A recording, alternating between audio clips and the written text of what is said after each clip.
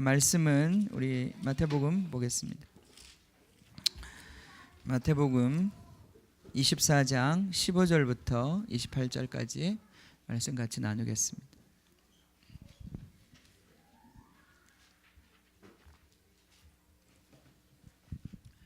주님, 같이 나누겠습니다.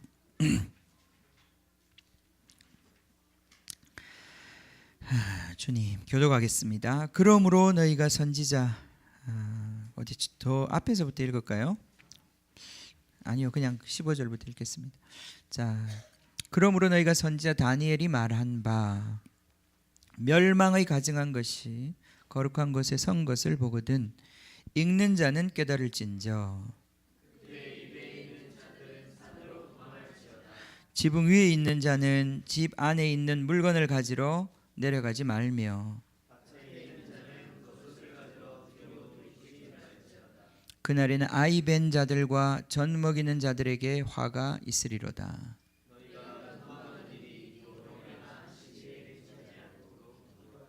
이는 그때에 큰 환란이 있겠습니다. 창세로부터 지금까지 이런 환란이 없었고 후에도 없으리라.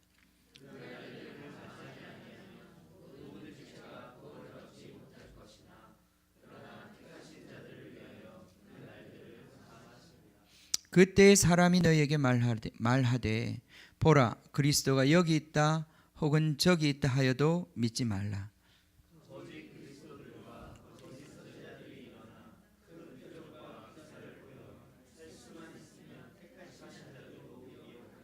보라, 내가 너희에게 미리 말하였노라.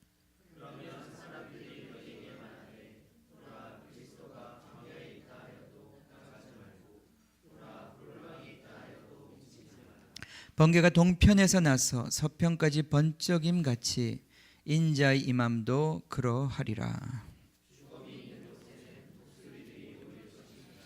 아멘, 아멘, 아멘. 예. 자, 우리 종말에 대한 말씀을 지금 계속 나누고 있습니다. 예. 세상의 종말. 예. 주님 나라가 오는 것이 우리에게 두려운 일이 아니라 우리에게는 소망입니다. 그렇죠? 우리 오늘 계속 찬양했던 것처럼, 그죠? 주님이 곧 오시리라. 그날이 우리의 소망입니다. 그날을 우리는 기대하고 바라보고 있습니다. 아멘. 우리의 소망이 그것 아니겠어요? 우리 여러분 소망이 무엇입니까? 크리스찬의 소망이 이것이어야 합니다. 주님 오시는 것이 소망이어야 합니다. 내가 죽더라도, 내가 죽어도 그 죽음의 그 정말 침상에서 우리의 소망이 주님 다시 오시는 것입니다. 내가 그냥 천국 가는 게 소망이 아니라 주님 이 땅에 오시는 것, 주님의 그 뜻이 이 땅에서 완전히 이루어지는 것, 그것이 우리의 소망입니다. 예. 자, 그러니까 우리의 소망이라는 천국 소망이라는 것이 내가 그냥 죽고 내가 그냥 천국 가서 나 혼자 어떤 좋은 곳에 가서 사후의 세계를 즐겁고 편안하게 즐기겠다, 이것이 우리의 소망이 아니라 영원한 주님의 나라가 이 땅에 오는 것, 주님이 승리하시고 주님이 결국 승리하셔서 주님이 모든 악과 죽음의 권세를 깨뜨리시고 이 땅에 눈물도 없고 고통도 없고 죽음도 없는 주님의 완전한 평화의 세상을 가지고 오시기를 소망하고 갈망하는 것, 그것이 주님이 약속하신 것이기 때문에, 그죠? 그것이 우리의 소망입니다. 아멘. 그래서 우리가 늘 축구 경기에 예를 들었지만은 축구 경기의 목적은 이기는 거예요. 이기는 것. 골을 넣어서 이기는 게 목적이잖아요. 그렇죠? 지금 전쟁은 계속되고 있습니다. 게임은 계속 가고 있어요.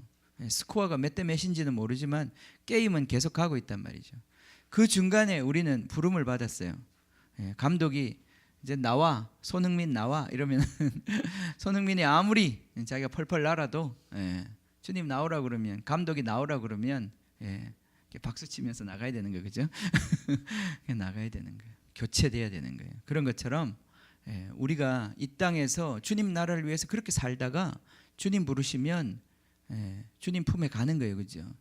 그럼 주님 품에 가서 끝나느냐? 끝나는 게 아니다 이 말이죠. 그게 끝나는 게 아니에요. 전쟁은 이 땅에서 계속되고 있는 거예요. 그죠? 그 전쟁에서 이길 때까지 우리는 주님 품 안에서 함께 또 응원하는 거예요. 누가 골을 넣으면 누가 승리하면 그것으로 인해서 우리가 같이 환호하고 박수치고, 그런 의미에서 먼저 가신 우리의 성도들이 지금 우리를 얼마나 주목하고 보고 있겠습니까? 그죠? 아, 예은이가 승리하고 있구나, 한 골 넣었구나, 박수 치는 거예요. 그죠? 그죠? 그죠? 김 목사는 왜 이렇게 헤매고 있냐? 맨날 자살골만 넣고 그러면 안 된다 이 말이죠. 그죠? 그죠? 아멘. 정신을 바짝 차려야 합니다. 우리가 지금 어떤 판에서 놀고 있는지를 잘 알아야 돼요. 내가 사는 것이 어느 편을 도와주고 있는 것인지 잘 알아야 된단 말이죠. 그죠? 내가 이 땅에 바벨론을 세우는데 쓰임받고 있는지, 내가 하나님 나라를 세우는데 쓰임받고 있는지를 구분해야 되는 거예요. 그죠? 이게 성도가 점점 더 그 인식이 분명해져야 되는 거예요. 하나님 나라를 위해서 사는 것이지 이 세상의 나라를 위해서 사는 것이 아닙니다. 그게 뭐 직업을 다 관두라는 뜻이에요? 그런 게 아닙니다. 직업을 관두라는 게 아니에요.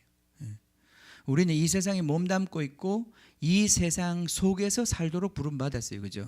그 안에서 우리는 하늘의 시민권을 가진 자로 살아가는 거예요. 그죠? 증언하며 살아가는 거예요. 그러나 때로는 주님께서 모든 것들을 내려놓고, 제자들을 부르셨을 때처럼, 그죠? 모든 그물을 내려놓고 가족을 버리고 주님을 따라가는 그 제자의 삶을 부르실 때도 있는 거예요. 그죠? 우리가 주님의 나라를 위해서 우리는 이 땅의 그 어떤 것에도 연연하지 않고 주님의 부르심을 따라 살아가는 것입니다. 그것이 영광스러운 것이고, 그것이 우리 당대에 우리 눈에 다 보이지 않는다 할지라도 그 영원한 하나님의 나라가 감추어져 있고 숨겨져 있고, 이미 더 큰 하나님의 나라, 너무 크기 때문에 우리 눈에 안 보이는 거예요. 너무 크기 때문에 안 보이는 거예요. 그게 작아서 안 보이는 게 아니라 너무너무 어마어마하기 때문에 우리는 안 보이는 거예요. 자, 이제 그 역사의 종말이 오는 그 시간, 그 모습이 어떤 것인가에 대해서 오늘 이제 예수님께서 말씀하시는 것들을 우리가 주의 깊게 귀담아 들어야 하겠습니다. 자, 여러분 주보를 갖고 계시면, 주보 없는 분은 주보 나눠주세요. 자, 거기 지난 시간에 했던 내용을 간단히 요약해 놓은 것 한번 봅시다. 자, 여기 지금 예수님께서 종말에 대해서 말씀을 하실 때 이 종말은 세 가지 차원이 있습니다. 세 가지 차원, 3층의 차원이 있어요. 이 사건은 각각 다 다른 사건이지만 이 사건은 서로 본질적으로 연결이 되어 있습니다. 연결이 되어 있고 그 사건들은 다른 사건을 가리키고 있는 거예요. 자, 그건 뭐냐? 첫 번째, 예수님의 십자가 사건이 종말적 사건이에요. 예수님의 십자가가, 예수님이 죽음이, 예수님이 참 이스라엘 되셨잖아요. 이스라엘의 실체와 완성이 되셨는데, 그 이스라엘의 죄를 온몸에 짊어지고, 그리고 온 아담의 죄를 짊어지고, 그 성전이 파괴되는, 그 육체가 파괴되는 죽음으로 말미암아 그 종말을 경험하시는 거예요. 그게 종말적 사건이에요. 그래서 특히 요한복음은 그것을 아주 그런 식으로 그리고 있어요. 예수님이 십자가에 달리는 그 사건이 바로 온 우주가 끝나는 사건이에요. 첫 번째 창조가 끝나는 사건이에요. 그리고 새로운 창조가 시작되는 사건이에요. 요한복음은 특히 그 말씀에 주목하고 있어요. 자, 그것이 첫 번째 이야기. 두 번째 이야기는 예수님의 예언대로, 예수님이 AD 30년 또는 33년에 십자가에 못 박혔는데요. 그로부터 40년 후에 AD 70년에 예루살렘 성전이 바벨론 포로로 잡혀갔던 그 이스라엘 백성이 자기 땅으로 돌아오잖아요. 그죠? 돌아와서 스룹바벨에 의해 돌아와가지고 스룹바벨이 다시 느부갓네살에 의해서, 바벨론에 의해서 완전히 무너졌던 그 성전을 스룹바벨이 다시 세운단 말이죠. 그죠? 초라하긴 했지만 그 성전을 다시 세웠고, 나중에 그 성전이 예수님 때까지 내려온단 말이죠. 그죠?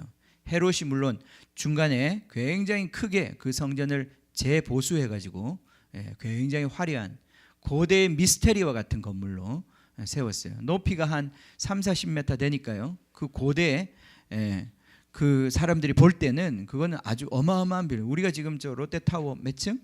100 몇 층, 그죠? 그거 사실은 그죠? 서울 가니까 어디서든지 다 보이더라고요. 예, 생긴 건 꼭 사우론의 타워처럼 생겨가지고 예? 예. 진짜 그걸 어떤 염두에 두고 만든 것 같은 그런 것처럼 이 예루살렘 성전은 어마어마한 빌딩이었습니다. 그런데 그 성전이 AD 70년에 완전히 무너졌습니다. 지금 그 흔적이 좀 남아있죠. 1967년에 성전산에 이스라엘 군대가 처음으로 점령했을 때 그들이 그곳에서 무너진 성전의 자락을 발견했어요. 그게 이제 서편 벽이죠, 그죠? 웨스턴 월, 웨스트 월. 그 벽을 발견해가지고 지금도 유대인들은 거기 가서 기도하며 예배한단 말이죠, 그죠? 예루살렘 성전이 AD 70년에 무너졌습니다. 로마에 가면 개선문이 있잖아요, 그죠? 여러분 오늘 주보에 보시면 제가 사진 한 장을 넣어놨는데 이 사진은 개선문에 이렇게 조각이 되어 있는 부조가 되어 있는 그러한 그림이에요. 이거는 굉장히 오래된 1세기 때 그림입니다. 이 그림이 뭐냐면 이 개선문이 결국은 로마 그 당시 황제였던 베스파시안 황제의 아들, 그 사람이 티투스 장군인데 티투스 장군에 의해서 AD 70년에 예루살렘이 완전히 멸망당하거든요. 그 장군이 예루살렘을 완전히 무너뜨린 다음에 자기의 그 모든 전리품을 가지고 오는 거예요. 그래서 그 그림에 보면 거기 이제 이게 중간에 보면 촛대가 있죠, 그죠? 촛대가 이게 이제 이걸 보면 분명히 알 수 있는 거예요. 이게 성전, 이게 바로 예루살렘 성전에 있던 그 촛대거든요. 이걸 가지고 이게 부조가 돼 있어요. 그 말은 뭐냐? 예루살렘 성전이 완전히 멸망당하고 거기에 있는 모든 귀중품들이 다 전리품으로 빼앗겨서 그걸 가지고 개선하는 장면이에요. 이게 티투스 장군이. 이게 그런 장면이란 말이죠. 이게 1세기 때 작품으로 남아 있어요. 개선문에. 개선문 그 벽 안쪽에 가면 이게는 로마를 한번 가봐야 되겠어요, 그죠? 이걸 직접 한번 봐야 돼. 같이 갈까요? 개를 들어야 될 것 같아요, 그죠?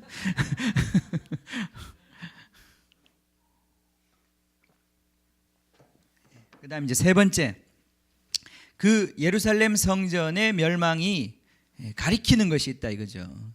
뭐냐? 이게 마치 반면 교사처럼 결국은 하나님의 뜻을 거역하고 저버린 이 땅의 백성들이 받을 심판, 그 심판의 모습이 이제 그것이 뭔가를 가리키는 거죠. 뭔가를 상징하고 암시하는 거죠, 그죠? 그건 바로 역사의 종말. 이 시대에 하나님을 거역한 모든 이 세상 나라가 결국은 무너질 것. 요한계시록의 표현에 의하면 바벨론이 무너지는 거란 말이죠. 무너졌도다 악한 성 바벨론이요. 이 바벨론. 그때 바벨론이라고 하는 것은 이렇게 요한계시록 말씀 보면 너무 비비드. 그 너무 생생해요. 그게 뭐냐면은 결국은 지금의 뉴욕 같은, LA 같은, 서울 같은 이런 도시가 무너지는 모습이란 말이죠.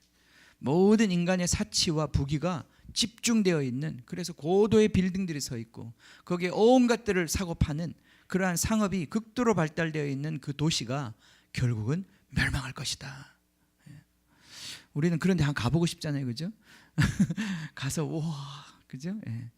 그런 데 가서 밥 사 먹고 그런 스카이 라운지에 가가지고 와, 이 세상의 영광을 보고 기분 좋아하고 싶은데 예수님의 마음 그게 아니란 말이죠, 그죠? 이것이 바로 무너질 것이다. 이것이 바로 무너질 것이다. 모래 위에 쌓은 성처럼 무너질 것이다. 얼마나 두려운 말씀입니까, 그죠? 자, 그래서 이 지금 우리가 예수님의 5번째 가르침을 읽을 때 이 세 가지 차원, 이 말씀이 응하는 세 가지 차원을 의식하며 이 말씀을 읽어 나가야 됩니다. 자, 첫 번째 징조에 대해서 쭉 얘기를 하셨는데, 첫 번째 이제 징조 몇 가지를 보면 첫 번째는 예수의 이름으로 누구든지 너희를 미혹하지 못하게 하라. 이게 첫 번째 우리에게 주신 징조예요, 그죠? 예수의 이름 가지고 우리를 미혹하려고 하는 그러한 사람들이, 가짜 메시아들이 일어날 것이다. 그죠?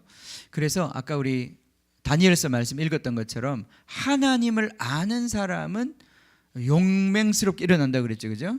진짜 하나님을 알아야 되는 거예요, 그죠? 예수님 이름만 어떻게 무늬만 명찰만 가지고 뭘 해보려고 그러면 안 된다는 거예요. 예수님을 진짜 알아야 되는 거예요. 내가 주님을 알고 주님이 나를 아시는 이 관계 가운데 들어가야 된단 말이죠. 우리 아까 다니엘서에서 보았던 그 하나님을 아는 자는 용맹스럽게 일어날 것이다 라고 했던 그 말씀에 안다라고 하는 그 표현은 야다라고 하는 단어인데, 그 단어가 처음에 히브리 성경에서 쓰일 때 처음의 뜻이 바로 아담이 하와를 알았다, 그 표현으로 쓴단 말이죠. 그죠? 그게 두 사람이 어떤 결혼 관계 속에서 성적인 연합을 하는 그런 사건에 대한 기록이란 말이죠. 그죠? 그래서 이 야다라고 하는 말, 알다라고 하는 말은 단순한 말이 아니에요. 그건 그냥 이렇게 생각으로 아는 게 아니에요. 그 사람에 대해서 내가 뭐 좀 알아, 그런 뜻이 아니에요. 이 야다라고 하는 뜻은, 안다라고 하는 뜻은 내가 그를 위해서 내 목숨을 내려놓을 수 있는 그런 연합의 관계를 얘기하는 거예요. 그게 진짜 내가 그를 안다고 얘기하는 거예요. 그러니까 하나님을 안다고 할 때 그래서 하나님을 사랑한다는 말이고, 하나님을 인격적으로 안다는 것이고, 그분의 본질을 안다는 뜻이에요. 그죠? 우리의 신앙의 본질이 뭐냐? 하나님을 아는 거잖아요. 그죠? 하나님이 어떤 분이신지를 알아가는 거예요. 하나님이 어떤 분이신지를 알면 우리는 함부로 살 수가 없는 거예요. 그죠? 그렇지 않습니까? 그분이 어떤 분이신지 알면 우리는 우리 마음대로 살 수가 없는 거예요. 주님을 알아야 합니다. 그죠? 힘써 알아야 합니다. 예수님이 누구신지를 알아야 합니다. 아멘. 우리 복음서를 계속 읽으면서 또 주님께서 비추어 주신 그 예수의 형상이, 그 아들의 형상이 무엇인지를 우리가 깊이 알아야 합니다. 이 마지막 때 하나님을 아는 사람들, 그 사람들만이 이 모든 핍박과 위협과 이 고통 가운데서도 주님의 이름을 붙잡을 수 있는 거예요. 그죠? 자, 예수의 이름을 빙자하여 미혹하지 못하게 하라. 자, 두 번째, 두 번째죠. 잉태된 아기. 잉태된 아기가 뭐냐? 해산의 고통에 대한 얘기를 많이 했었잖아요. 자, 잉태된 아기가 뭐냐? 그게 하나님 나라 또는 하나님 백성의 새로운 사회, 하나님이 예수 그리스도의 사랑으로, 하나님의 사랑으로 연합이 되어 있는 그런 새로운 사회를 얘기하는 거예요. 교회이기도 하고 하나님의 공동체를 얘기하는 거예요. 그 생명관계로 연결되어 있는 새로운 백성, 새로운 사회, 새로운 세상, 새로운 나라, 그것이 바로 잉태되어 있는데 그것이 드디어 이제 해산하게 된다. 재난의 시작이라, 그것이 바로 해산의 고통의 시작이라, 이런 뜻이라고 그랬어요. 그죠? 하나님의 나라가 잉태되어 있고 곧 해산할 것이다. 그죠? 음양학과 좋습니다. 오늘 말씀에 굉장히 잘 어울리네. 드디어 하나님이 도와주시네 오늘. 그죠? 자, 해산의 고통이 뭐예요? 전쟁, 지진, 박해, 증오, 영적 혼란, 법의 변질, 가정 해체, 이런 것들은 반드시 올 것이다. 아멘. 이거 예방할 수 있어요, 없어요? 없어요. 이 세상 나라들이 물론 최선을 다해서 그것에 의해서 뭔가를 하려고 애를 쓰겠지만, 주님 오시는 시간이 다가오면 다가올수록, 아기 낳을 때가 다가오면 다가올수록 막 진통이 격렬해지잖아요. 그죠? 그것처럼 지진도 더 강력해지고, 사람들의 이 모든 혼란도 더 강력해지는 그런 시대가 필연적으로 온다. 그렇기 때문에 우리 성도들이 가져야 할 것은 뭐예요? 두려워할 필요가 없다. 이것이 반드시 올 것이고 반드시 지나갈 것이기 때문에 그것 때문에 마음이 혼란스럽거나 그것 때문에 마음이 흔들릴 필요가 없다는 거예요. 그죠? 올 것이 왔구나. 드디어 주님이 오시는구나. 그때가 되면 고개를 들어라. 주님이 오시는 그 시간이 가까이 왔다는 것을 바라보는 그런 징조에 불과하다는 거예요. 우리에게는 그것이 우리를 혼란스럽게 하거나 우리를 두렵게 하거나 우리의 삶을 흔드는 것이 아니라, 그것이 바로 주님을 더 갈망하게 만드는 그러한 필연적인 것들이다.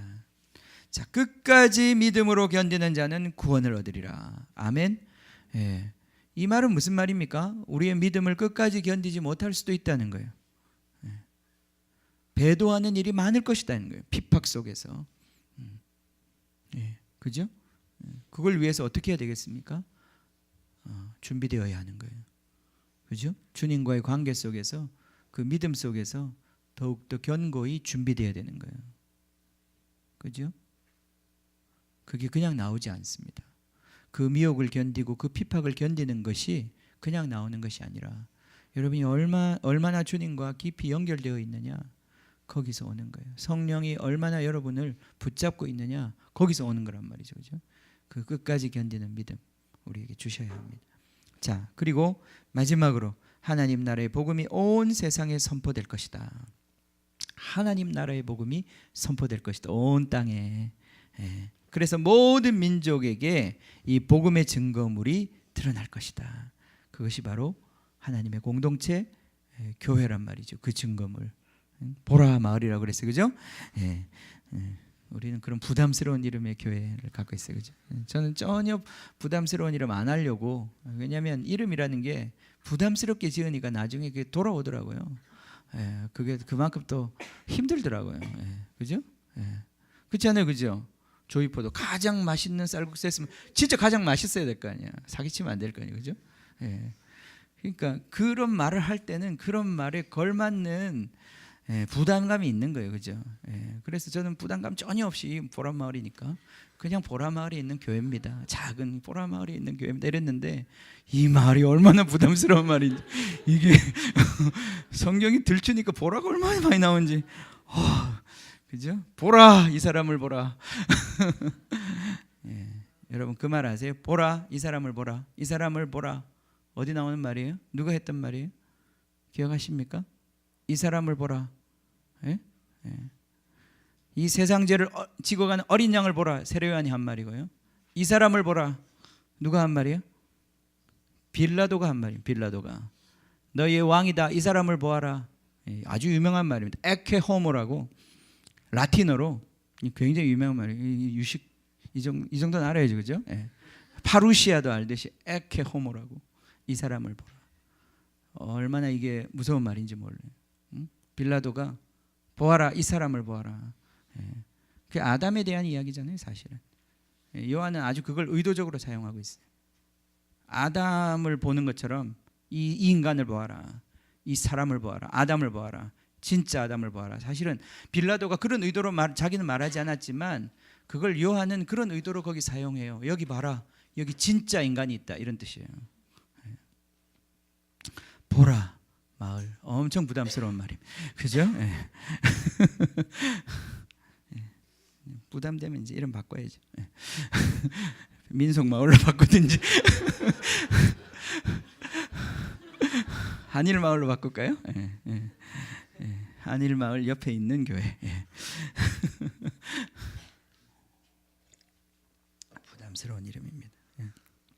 마지막 시대의 증거물이 되는 것, 이게 보통 일이 아니죠. 그죠? 우리 힘으로 되는 게 아니에요. 우리 힘으로 되는 게 아니에요. 힘으로도 되지 않고 능으로도 되지 않고 하나님의 신으로 된다 그랬어요. 그죠? 그게 하나님께서 마지막 때에 세우시는 성전의 모습이에요. 자, 복습하는데 30분. 오늘 본론. 왜냐하면 반복해야 돼요. 여러분, 저도 까먹고 여러분도 까먹잖아요. 그죠? 이러니까 좀 생각이 나잖아요. 그죠? 계속 반복해야 돼요. 자, 오늘 종말 자체의 모습에 대해서 좀 봅시다.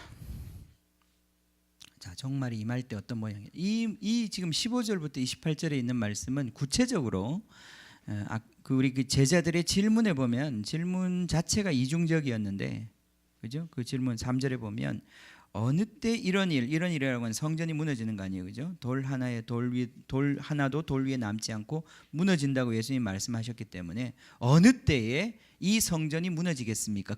언제 그런 일이 있겠습니까? 그리고 주의 임하심과 세상 끝에는 무슨 징조가 있겠습니까? 제자들의 질문은 한 가지 질문인데 두 가지가 연결되어 있어요, 그죠?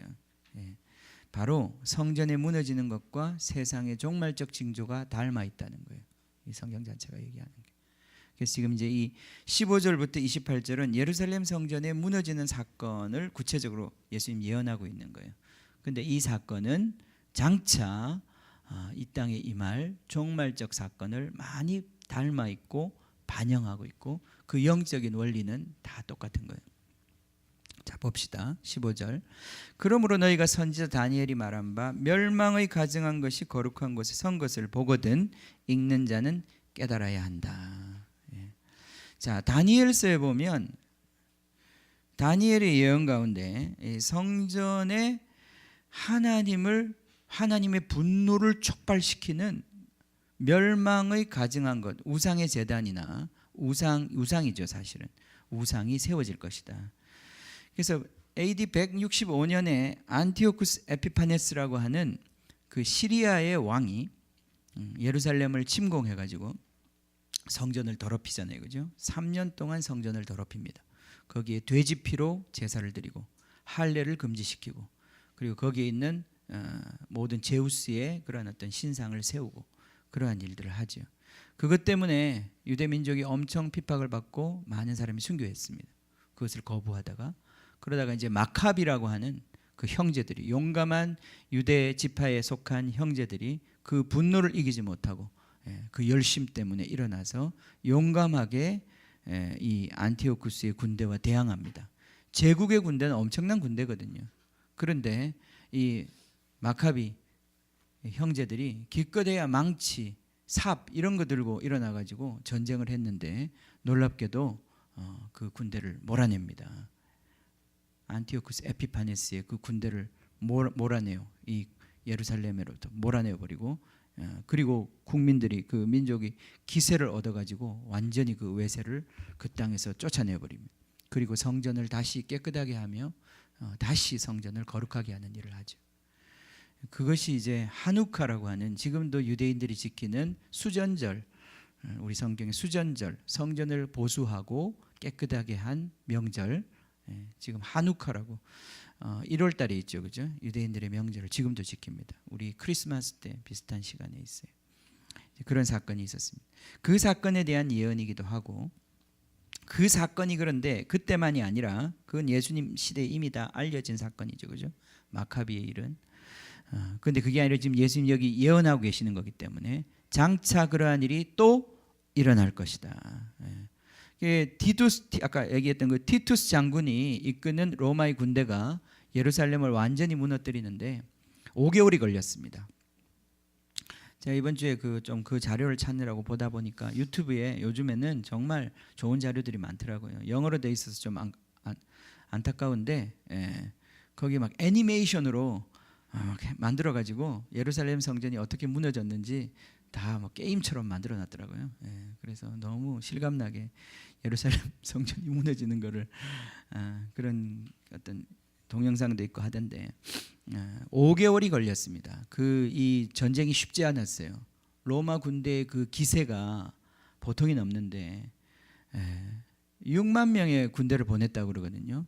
정예 군대 6만 명을 보내가지고 정벌을 했는데도 쉽지 않았습니다, 이 전쟁이. 그래서 전쟁이 치열하다 보니까 그 전쟁에서 그냥 거의 괴멸된 거죠. 그 저항하던 사람들이 거의 다 죽었습니다.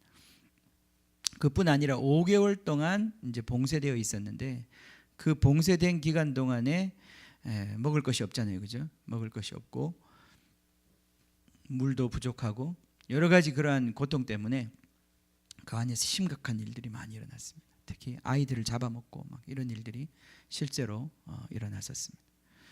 그래서 예수님 말씀하시는 이 극심한 환난의 시간이 그때에 있었습니다.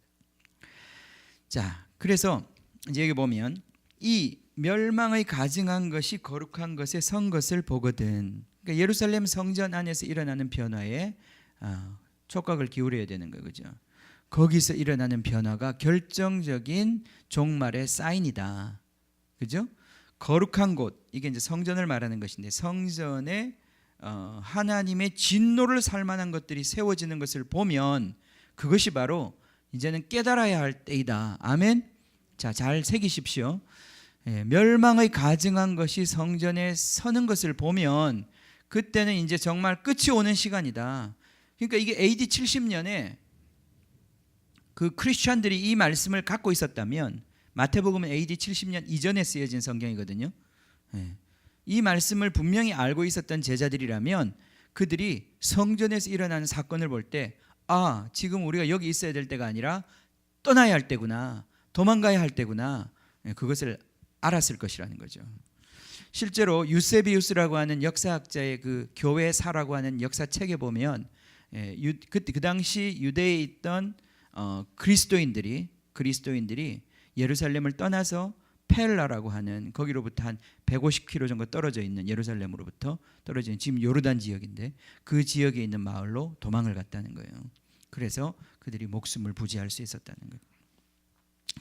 자, 그래서 보면 거기 그것이 하나의 사인이고 그다음 그때 유대에 있는 자들은 산으로 도망해야 한다. 자, 이 사인을 보면 그때는 도망가야 한다. 예, 도망가야 한다. 유대에 있는 자들은 산으로 도망하라. 우리 아까 읽었던 롯의 그 멸망 또 보면 그때 어디로 가라 그래요? 산으로 가라 그러죠, 그죠? 산으로 가라 그래요. 자, 우리는 지금 이걸 우리가 주님이 다시 오시는 재림 때의 이 말씀을 그대로 적용할 수는 없어요, 그죠?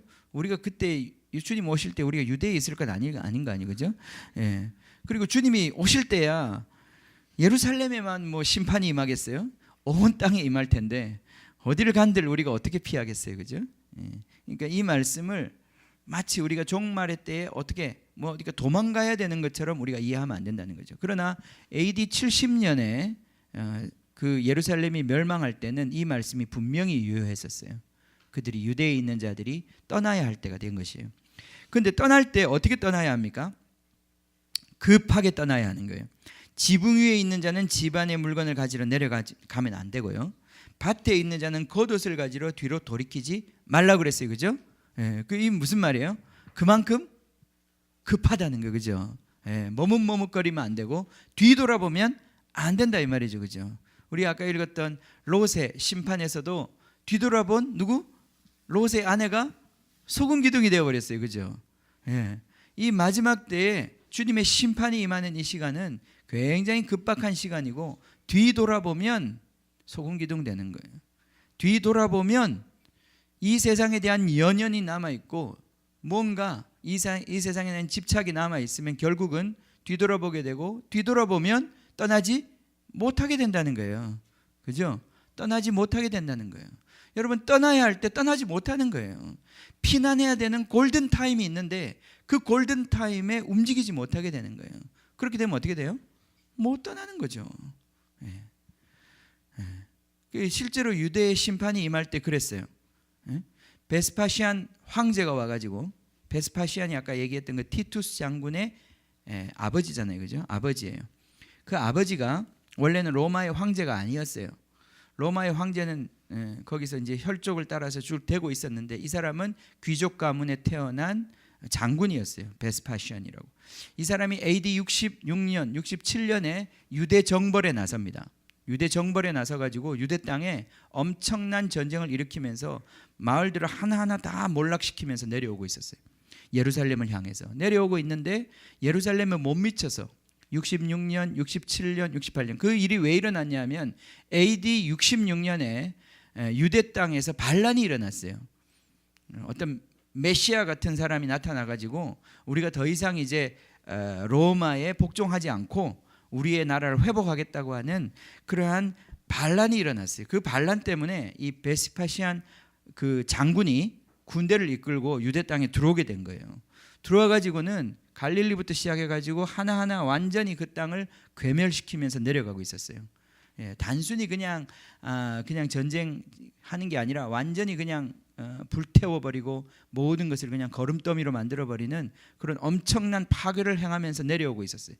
그래서 예루살렘 근처로 내려올 때 근데 놀라운 일이 생겼죠. 그때 왜냐하면 로마에서 황제가 암살을 당해버려요. 그래서 황제가 없어져 버려요. 황제가 없고 그 안에서 로마 안에서 그 내전이 일어난 거예요. 그 때문에 이 베스파시안 이 장군이 급하게 다시 로마로 돌아가야 했었어요. 이제 돌아가는 거죠. 돌아가서 결국은 이 베스파시안 황제가 그 혼란을 잠재우고 자기가 귀족 출신 이 왕의 엠페러의 그 황제의 혈통을 가지지 않은 그 사람이 처음으로 왕에 오르는 거예요. 그래서 베스파시안 황제가 되는 거예요. 예. 그리고 자기 아들에게 장군의 일을 맡겨주었는데 이 자기 아들은 이제 티투스라는 장군이죠. 이 장군이 나중에 이 사람도 황제가 됩니다. 티투스 황제가 돼요. 근데 이 사람이 베스파시안 황제 때에 이 사람이 유대 땅에 와서 예루살렘을 완전히 괴멸시켜 버립니다. 그러니까 이런 일들이 일어나는 것을 보았을 때 유대인들은 사실은 도망갈 기회가 있었던 거예요. 66년, 67년 그 시기에 하나님께서 그들에게 기회를 주었던 것이라고 말할 수 있어요. 자, 그때 그들은 도망했어야 하는 것이요. 자, 그 다음 봅시다. 급박하다. 그러니까 절대 돌이키면 안 된다. 그 골든 타임을 따라 피신해야 한다. 자, 19절. 그 다음에는 그날에는 아이 벤 자들과 젖 먹이는 자들에게 화가 있다. 임신하고 있는 사람, 그 다음에 젖 먹이를 데리고 있는 사람, 이런 사람 화가 있다. 또 너희가 도망하는 일이 겨울에나 안식일이 되지 않도록 기도하라. 이게 다 무슨 말이에요? 이 피난이 굉장히 급박하고 위협스러운데 이것을 피하려면 몸이 가벼워야 되고 신속하게 이동이 가능해야 되는데 임신한 사람, 그죠? 우리 아란자매는 굉장히 지금도 날렵하더라고요. 운동을 해서 그런지 몰라도 이런 화하고 좀 관계가 없어 보이기도 한데 근데 그렇지 않습니다. 그죠? 이제 산딸이 가까우면 가까울수록 몸이 무겁고 장거리 여행이 불가능한 그런 사람이 되잖아요. 그죠? 이게 그래서 종말에 마지막 때가 되면 결혼도 하지 말고 애도 낳지 말라는 얘기냐? 그런 식으로 적용하면 잘못 해석하는 거예요. 그죠? 그런 얘기가 아니에요, 지금. 지금 이 고난의 시간에 닥칠 어려움의 모습에 대해서 지금 얘기해 주고 있는 거란 말이죠. 그 시간이 얼마나 어려운 시간인지 임신한 사람, 아기를 데리고 있는 사람들은 힘들 것이다. 고난을 당할 것이다. 피하지 못할 것이다. 그런 어려움의 시간, 아무것도 배려받지 못하는 그런 어려움의 시간이 올 것이다. 그 다음에 또 뭐예요? 겨울이 되지 않도록 주의하라. 겨울이 되지 않도록 어떻게 하라고요? 기도하라. 참 이것도 신기한 말입니다. 그죠? 기도하면 그러면 하나님이 시간을 바꿔주시나? 바꿔주실 수 있어요? 없어요? 있으니까 기도하라 그러지. 그죠? 그게 없으면 뭐하러 기도하라고 그러겠어요? 그러니까 어떻게 보면 종말의 시간이라고 하는 것은 조금 유동성이 있다 없다? 있다. 그죠? 있다. 그러니까 막 시한부 종말론이라고 하는 것이 성경을 충분히 이해하지 못한 거예요. 물론 종말의 때라고 하는 것이 대충은 시간의 조언이라고 하는 게 나와요. 그렇긴 하지만 어떤 부분에서 우리의 기도에 의해서 움직일 여지가 있다 이 말이죠. 그죠? 우리 아까 롯의 심판을 보았을 때도 참 재밌죠. 그죠? 롯이 그 막 심판 한가운데서 딜을 하잖아요. 그죠? 나 그까지 못 가요. 나 못 간다니까. 나 지금 보라고. 내가 가봐야 어디까지 가겠냐고. 저 동네까지밖에 못 가는데 저건 조그마니까 한번 살려달라고. 거기까지만 갈 테니까. 그죠? 천사가 얼마나 답답했겠어요. 그죠? 지금 얼마나 급한데 너 지금 나하고 지금 거래하는 거냐. 근데 천사가 그 좋다. 그래라 그럼 그 성은 살려줄게. 그래서 소알이라는 성이 소돔과 고모라 때 멸망당해야 되는 성인데 살아남았단 말이죠. 그죠? 그러니까 기도라고 하는 것이 이 마지막에 이 긴급한 시간 속에서도 작동을 한다 이 말이죠. 그죠? 그러니까 기도하라 그러지. 기도하라 그러지. 그게 그때 기도할 수 있는 용기를 가진 사람이 몇 명이 되겠습니까? 그 긴박한 시간에. 근데 하나님께서는 그렇게 충분히 그 시간에 긍휼을 베푸실 수 있단 말이죠. 그죠? 하나님이 그 심판 중에라도 긍휼을 잊지 않으신 하나님이 우리의 기도를 들으신단 말이죠. 그죠? 자, 겨울이 되면 유대 땅 같은 경우에는 겨울은 일단 추워요.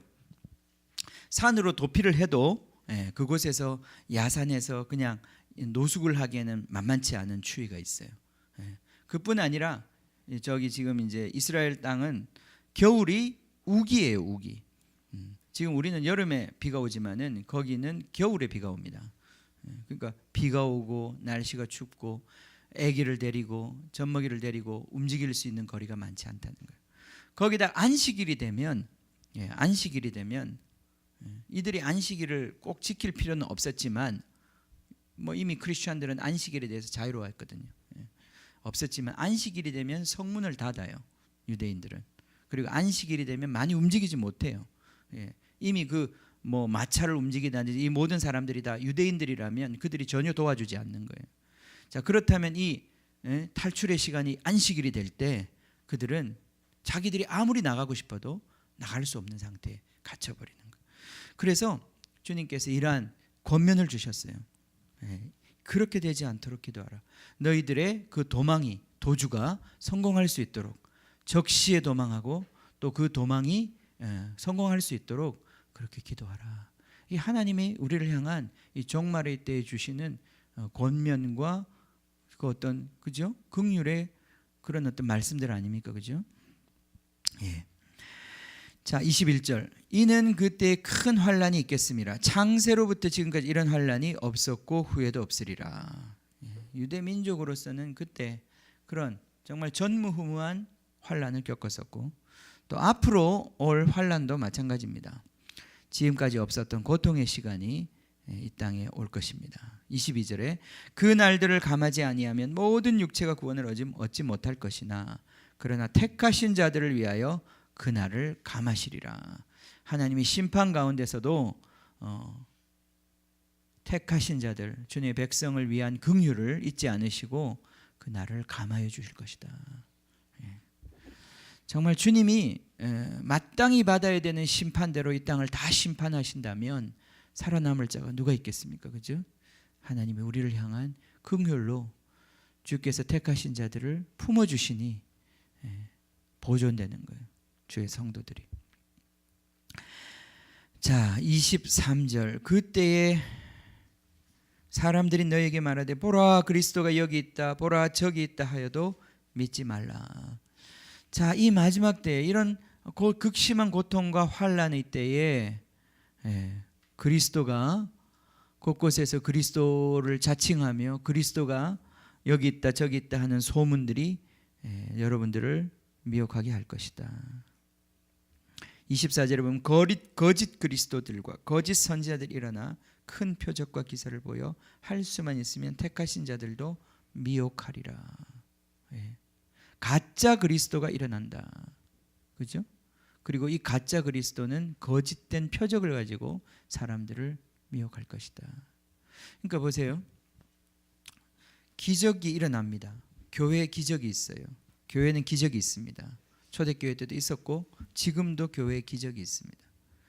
기적이 있는 것은 맞고 사도행전을 보아도 복음이 역사하는 곳에는 놀라운 기적적인 역사들이 일어나요. 그런데 뒤집어서 기적이 있다고 해서 그것이 꼭 하나님의 일이다 이렇게 말할 수는 없단 말이죠. 그죠? 예. 왜냐하면 이 시대에 기적을 추구하는 그 크리스천들이 많이 있어요. 예. 그 신비하고 영적이고 기적적인 사건을 막 추구해요. 그게 하나님의 능력과 하나님의 역사가 나타날 때 기적적인 일들이 일어나지만 기적적인 일이 일어난다고 해서 그것이 다 하나님의 일인 것은 아니다. 그죠? 그래서 그것을 구분할 수 있어야 되는 거예요. 신비주의와 진짜 신앙을 구분할 수 있어야 되는 거예요. 그죠? 예. 이 신비주의에 빠지면 미혹되는 거예요. 그죠? 예. 신명기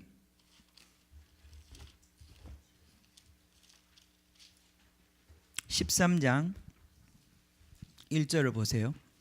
거기 보면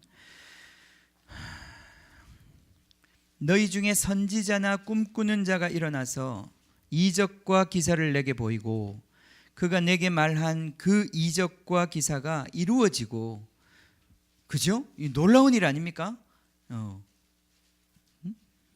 다시 꿈꾸는 자, 선지자나 꿈꾸는 자가 일어나서 찾으셨습니까? 13장입니다. 신명기 13장 1절 너희 중에 선지자나 꿈꾸는 자가 일어나서 이적과 기사를 내게 보이고 그가 내게 말한 그 이적과 기사가 이루어지고 이 정도 되면 이 사람은 참 선지자다 이렇게 말할 수 있는 거 아니에요. 그죠? 그런데 이 기적만 가지고 얘기하면 안 된다 이 말이죠. 그죠? 기적이 있냐 없냐가 결정적으로 그가 참 선지자인지 거짓 선지자인지를 말하는 게 아니다 이 말이에요. 그죠? 그럼 뭐가 말하는 거냐? 그 사람이 뭐라고 그래요? 그렇게 기적을 행해놓고는 너희가 알지 못하던 다른 신들을 우리가 따라 섬기자고 말한다면 그는 기적을 행하는 가짜 선지자다 이 말이죠. 그죠? 아멘. 그러니까 우리가 섬기는 그 하나님이 누군지를 알아야 되겠죠. 그죠? 기적을 일으키는 게 중요한 게 아니라 하나님을 섬기는 게 중요한 것이고 우리에게 알려진 그 예수 그리스도를 따라가는 것이 중요한 것인데 기적을 일으켜 놓고는 예수가 아닌 다른 사람 따라가자, 다르게 하자라고 얘기한다면 그들은 가짜 선지자다 이 말이에요. 그죠? 하나님을 아는 자만이 이걸 구분할 수 있는 거예요. 기적이냐 기적이 있냐 없냐 이걸 가지고 구분할 수 있는 게 아니단 말이죠. 그렇다고 하면 그러면 기적이 없으면 없는 게 좋은 거냐? 그것도 아니죠, 그죠? 주님이 계신 곳에는 예수님이 기적을 행하셨듯이 주님의 역사가 일어나죠. 주님의 역사가 일어난단 말이죠. 요한계시록에 보면 두 증인의 역사가 기적을 일으키는 거예요. 물을 피로 변하게 하고 하늘에서 불이 내려오게 하고 엘리야처럼. 그것이 바로 마지막 때에 증인된 교회가 일어나 능력 있게 주님의 복음을 전파할 때 일어나는 일들이에요. 그러나 기적을 행하면서도 다른 신을 섬기자, 다른 일을 따라가자, 다른 목적을 추구하자. 결국은 기적 왜 일으켰냐? 돈 벌려고. 결국 왜 기적을 일으켰냐? 사실은 그런 돈벌이 하는 그런 어떤 전도자들, 카리스마틱 은사주의 전도자들 얼마나 많습니까? 이 시대에 많아요. 조심해야 되는 거예요. 조심해야 되는 거예요. 본질이 거기에 있지 않은 거예요. 그래서 이 신비주의의 미혹과 위협이 마지막 때에 아주 극도로 다하는 거예요. 사람들 중에도 보면 이 신비한 것들을 계속 추구하는 사람들은 자꾸 그런 것에 의해서 미혹당하고 요동하는 사람들이 많아요. 신앙의 본질이 무엇인지를 붙잡아야 합니다. 그죠? 기적은 반드시 따라오지만 기적은 없을 수도 있는 거예요. 그죠? 예. 우리는 기적을 구하지만 기적이 우리의 결정적인 것은 아니에요. 그것은 미혹할 것이다. 택하신 자들도 미혹할 것이다. 주님이 택했다고 다 구원받는 것이 아닙니다. 그죠? 택하신 자들을 미혹하려고 하는 세력이 여전히 있고 끝까지 견디는 자가 구원을 얻는 거예요. 그죠? 예? 우리가 주님의 택함을 받고 주님의 사랑을 입어 주님의 복음을 알고 이 자리까지 우리의 믿음을 갖게 되었지만 우리도 끝까지 이 믿음의 싸움에서 이겨야 하고 싸워야 하고 이겨야 된단 말이에요. 그죠? 요한계시록이 말하고 있는 이기는 자 그들에게 약속이 있는 거란 말이죠. 그죠? 아멘. 이겨야 하는 거예요. 이겨야 하는 거예요. 주님의 그 택하심을 굳게 해야 되는 거예요. 우리를 부르시는 그 부르심을 확증해야 되는 거예요. 우리가 믿음으로 반응함으로. 자, 그러면서 마지막 말씀 봅시다. 내가 너희에게 미리 말하였노라. 자, 그러면 사람들이 너희에게 말하되 보라 그리스도가 광야에 있다 하여도 나가지 말고 보라 골방에 있다 하여도 믿지 말라. 자, 주님은 어떻게 오시느냐? 27절에 번개가 동편에서 나서 서편까지 번쩍임 같이 인자의 임함도 그러하리라. 그죠? 번개가 팍 칠 때 번개가 쳤다는 것을 그 동네 사람들이 모르는 사람 있겠습니까?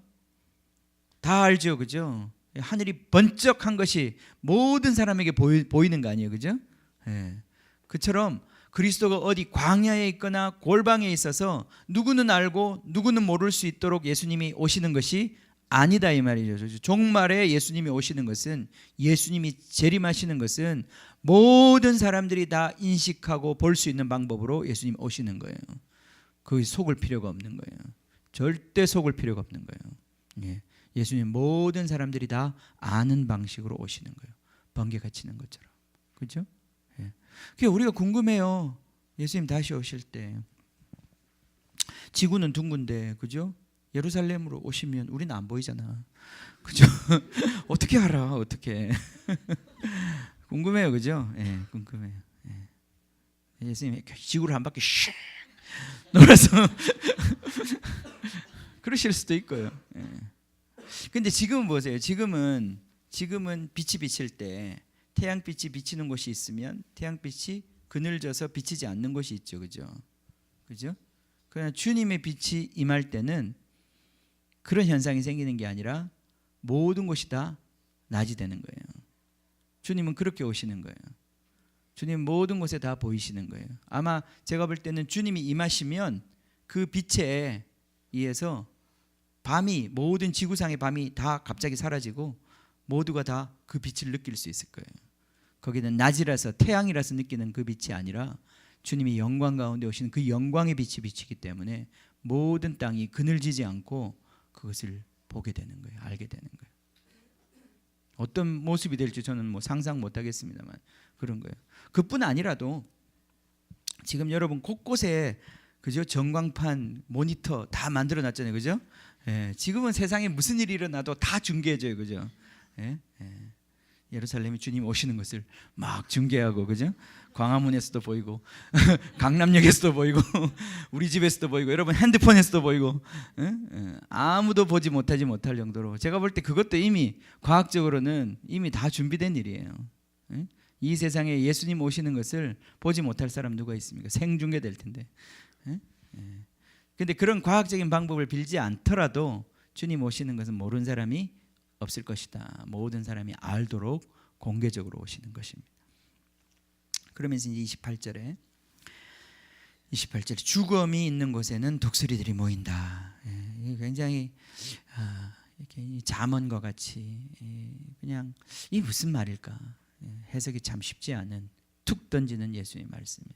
근데 이게 어떤 이중적인 의미가 있어요. 첫 번째는 이 예루살렘의 멸망이 결국은 이제 주님이 오시는 그 시간인데 하나님의 심판이 오는, 심판주가 그 이스라엘 백성을 심판하시는, 그때 왕이 온다고 하는 것은 하나님의 심판이 임하는 것인데 그게 바로 티투스 장군을 통해서 오는 거잖아요. 그죠? 그가 오는 거예요. 심판자로. 그가 오는 것을 모를 수가 없는 거예요. 유대에 있는 사람들은 모를 수가 없는 거예요. 모든 사람들이 다 알게 되는 거예요. 마찬가지로 예수님이 다시 심판주로 오실 때 온 세상은 그분의 영광을 보게 되는 것입니다. 보게 되는 것이. 자, 그럴 때 첫 번째는 죽음이 있는 곳에 독수리 모인다라고 하는 첫 번째 말씀의 이 뜻은, 첫 번째는 예루살렘에 엄청난 살육이 있을 것이다. 그죠? 제자들이 분명히 이 말씀 깨달았을 것입니다. 엄청난 시체들이 있고 거기에 온 동네의 독수리들이 다 모여서 그 시체들을 먹고 있는 그 참혹한 상황을 제자들은 떠올릴 수 있었을 거예요. 그 첫 번째 이 심판의 참혹성을 보여주는 거예요. 그것과 함께 이 말씀의 연결을 맥락에서 보면 이것은 이런 뜻을 또 갖고 있습니다. 죽음이 있는 곳에는 독수리들이 모여요. 그죠? 정말 그거 제가 놀라더라고요. 놀라웠어요. 정말. 그 아프리카 제가 얘기를 가끔 하지만 그 남수단 가가지고 그 정말 우리 왔다고 그 양 한 마리, 염소 한 마리 잡아가지고 고기를 만들었는데 동네 독수리들이 어디서 냄새를 맡았는지 봤는지 그냥 와가지고 그 근처에 나무에도 앉아 있고 막 하늘에 빙빙 떠다니고, 분위기가 정말 고기 한 점 먹기가 분위기가 영 쌀벌하더라고요. 뿐만 아니라 개들이 와서 이게 눈에 보이면 그걸 가져가요. 그러니까 막 거기 있던 원주민이 그 개들이 가져가려고 그러면 그거 잡고 독수리랑 싸워요. 막 이렇게. 그러면서 참 용감하더라고요. 나 같으면 도망갈 것 같은데 고기를 안 뺏기겠다고 그런 모습이 있더라고요. 자, 그런 것처럼 기가 차게 온다는 거예요. 자, 여기서 죽음이라고 하는 것을 예수님의 임함이라고 본다면 예수님이 임하실 때에 하나님의 자기 백성들은 거기에 모이게 되어 있다는 거예요. 그건 피할 수 없는 거예요. 모이게 돼요. 여러분, 과자 부스러기 좀 떨어져 있으면 온 집안에 있는 개미들이 거기에, 그죠? 어떻게 개들이 소식을 졌는지 모르지만 다 와서 거기 모여 있잖아요. 그죠? 똑같습니다. 죽음이 있는 곳에, 주님이 계신 곳에 주님께 속한 자들이 함께 있게 되는 거예요. 이건 놀라운 비밀입니다. 주님이 오시는 그날 주께 속한 자들은 주님과 함께 있게 되는 거예요. 이게 영광의 조건들입니다. 자, 이 사건들이 표면적으로는 AD 70년 예루살렘 성전이 무너질 때 다 이루어졌던 사건들이에요. 근데 이것을 이제 이 시대에 앞으로 이 세상의 종말에 우리가 적용할 때 몇 가지 우리가 이제 오늘 교훈을 받아야 될 것 같아요. 조금만 제가 더 하겠습니다. 졸리시나요? 흥미진진하죠? 세상이 좀. 자, 지금 우리가 살고 있는 시대가 얼마나 주님이 오시는 그 시간에 임박해 있는지를 우리가 깨달아야 합니다. 지난 시간에도 얘기했지만 종말의 징조들은 이미 우리 가운데 차고도 넘칩니다. 그죠? 그게 멀리 있는 얘기가 아니에요. 복음을 땅끝까지 복음이 전파되어야 된다고 하는데 그것도 이미 우리의 가시권에 들어와 있어요. 우리의 생애 안에 앞으로 한 30년 안에 이루어질 일같이 보여져요. 지금의 여러 가지 속도를 본다면. 그게 그렇게 멀리 있는 얘기가 아니에요. 주님이 오신다는 사건이 진짜 제 당대에도 제 생애에도 이루어질 수 있는 일이고, 그렇지 않다 하더라도 과연 우리 은혜가 할머니 되기 전에는 이루어지지 않을까.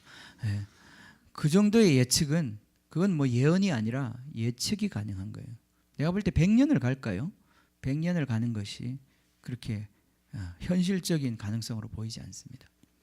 그만큼 지금 우리는 역사의 마지막에 와 있어요. 지금 무엇을 할 때인지 깨달아야 합니다. 결정적인 시간이 오고 있어요. 자, 그 몇 가지를 제가 오늘 말씀드리겠습니다. 첫 번째, 멸망을 가정한 것이 성전에 선다고 그랬어요. 자, 이 말씀을 종말에 적용할 때 첫 번째는 많은 사람들이 그것을 예측하고 있습니다. 저 예루살렘에 지금 성전이 없죠. 지금 성전이 없습니다. 지금 그곳에는 성전이 있던 자리에 이슬람의 모스크가 서 있어요. 황금사원이라고 하는 이슬람의 3대 성지가 그곳이에요. 거기서 마호메트가 승천을 했다고 그들은 기록을 갖고 있어요. 꾸란에. 그래서 그곳은 그들이 정말 목숨 걸고 지키려고 하는 거룩한 곳이에요. 그런데 지금도 유대인들은 그곳에서 성전을 짓기를 갈망하고 있어요. 이미 많은 준비들이 이루어지고 있고 이루어질 가능성이 있습니다. 만약에 실제로 이스라엘에서 제3성전이 건축되는 일이 실제로 일어난다면 그것은 우리에게는 굉장히 많은 걸 말해주는 사건이라고 우리가 말할 수 있어요. 아직은 일어나고 있지 않고 국제 정치적으로 그것이 가능해 보이지 않지만 어떤 평화의 협정을 통해 가지고 어떤 타협을 통해 가지고 그런 사건이 일어날지 예측할 수 없어요. 혹시나 그런 사건이 일어난다면 우리는 그때는 더더욱이나 이 말씀이 이루어질 시간이 가까웠다. 왜냐하면 성전이 있어야 그것이 더럽혀지는 사건이 생기지 않겠어요, 그죠? 그렇죠? 논리적으로 그렇잖아요. 성전이 없는데 그것을 더럽힌다는 게 말이 안 되잖아요, 그죠?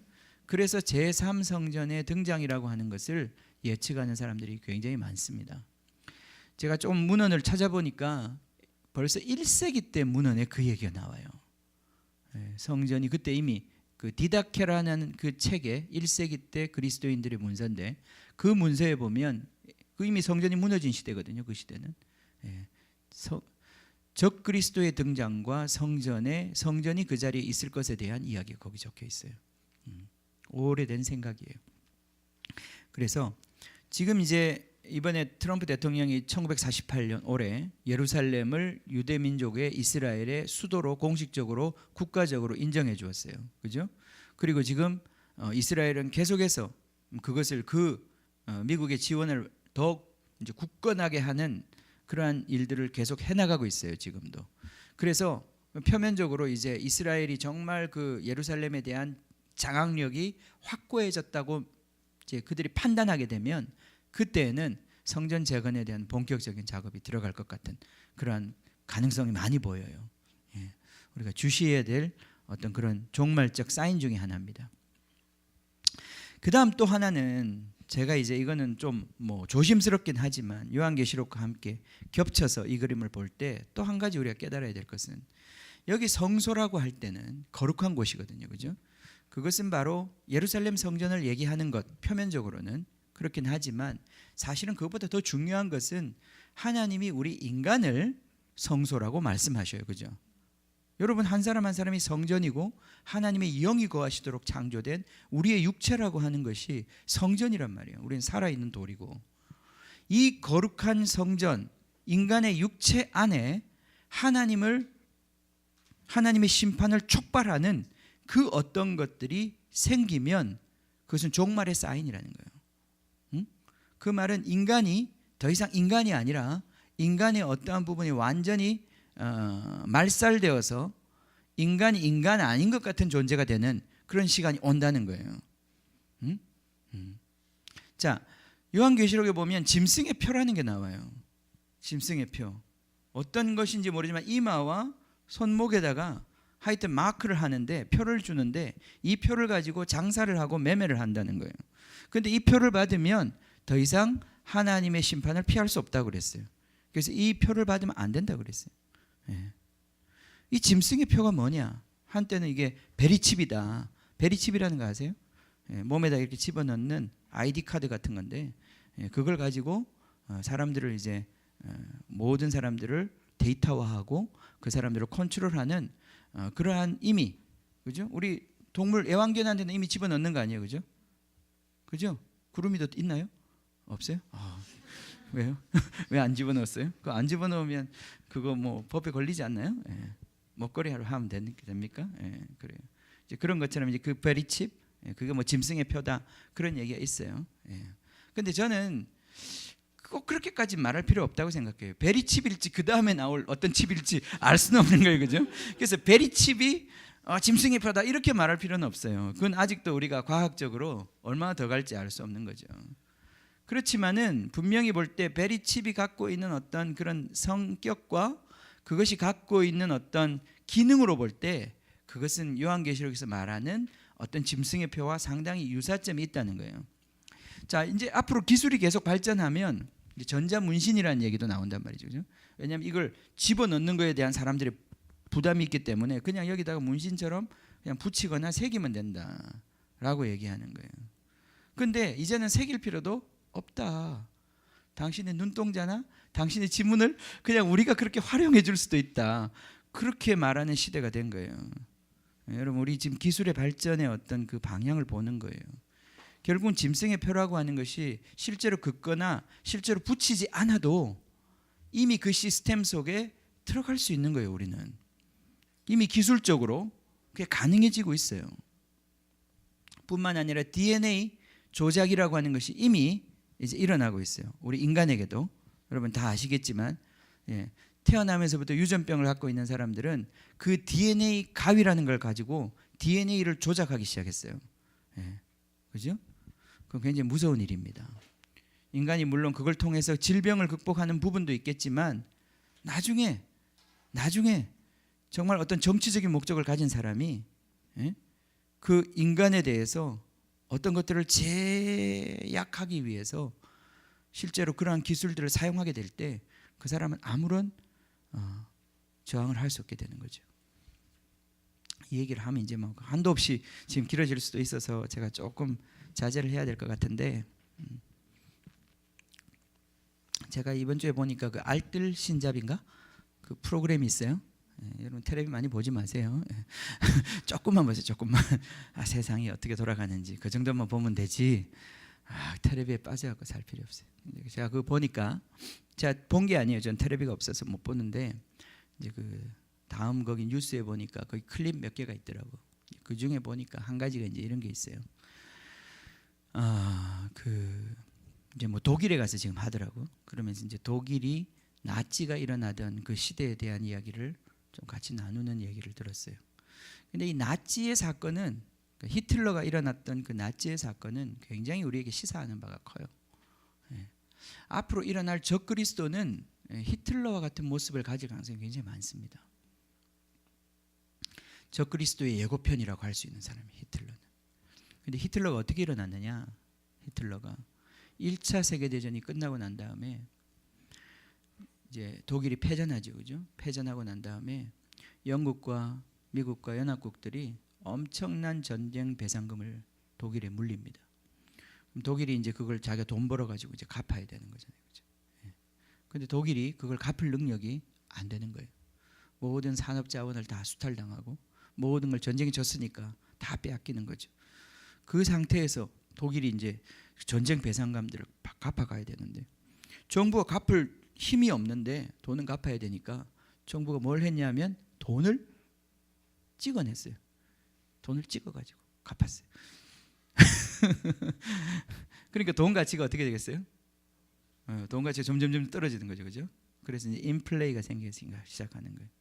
그래서 빵을 한 개 사려면 두 가방의 화폐를 들고 가야 살 수 있는 그런 살인적인 인플레가 일어난 거예요.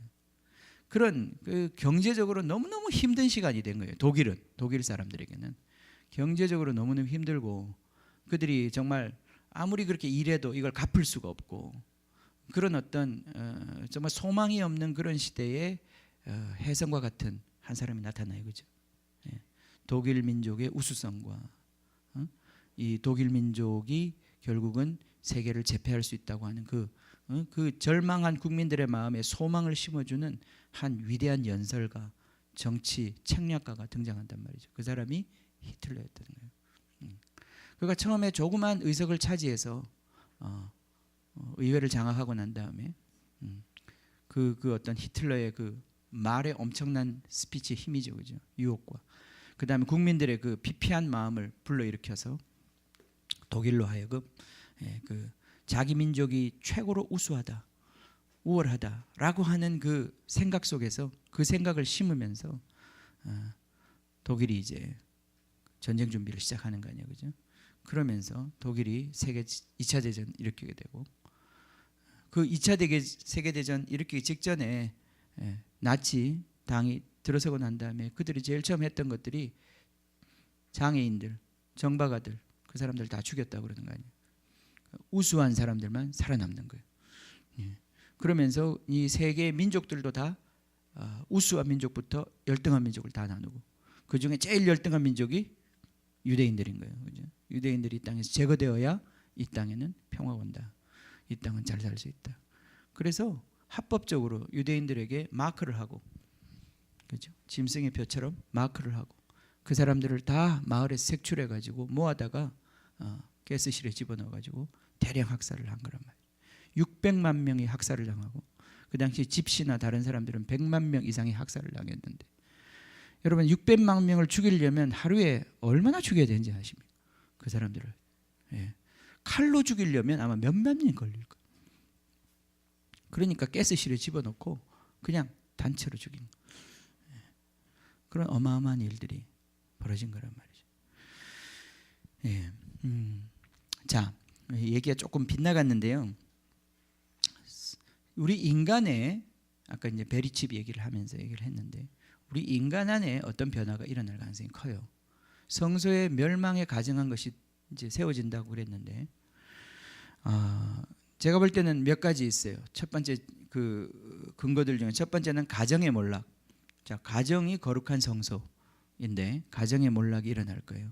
가정 안에서 사랑이 식을 거예요. 제가 이번에 우리 왔던 그 조나스 덴마크 형제님 얘기도 들어보니까 그 땅엔 이미 결혼하지 않는 사람이 너무 많아요. 동거 같은 동거 상황에서 그냥 아기를 낳는다는 거예요. 그래서 아기들이 태어날 때부터 사생아예요. 국민의 아마 7, 80%가 사생아인 것 같아 내가 보니까. 결혼을 왜 안 하느냐? 자기가 벌어서 결혼을 하면 법적으로 묶이게 되는 거예요. 내가 벌은 돈이 남편을 위해 써져야 되는 거예요. 그 결혼을 하지 않으면 내가 벌은 돈에 대해서 남편이 뭐라고 주장할 수 없어. 아무 말도.